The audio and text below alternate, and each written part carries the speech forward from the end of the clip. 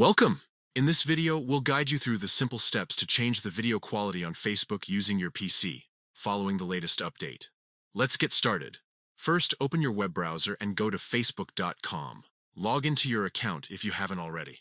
Once you're logged in, look at the top right corner of the screen. Click on your profile photo. This will open a drop-down menu with several options. From the drop-down, select Settings and Privacy. A new menu will appear. Click on Settings to proceed. Next, scroll down and locate the Media section under Preferences. Click on it to access your video settings. Here, you'll find an option labeled Video Default Quality. Click on it, and a drop-down menu will appear.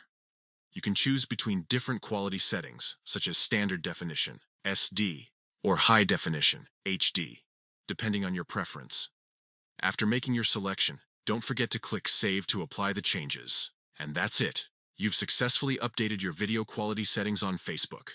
By following these steps, you can ensure a smoother and more enjoyable video watching experience tailored to your needs. Thank you for watching.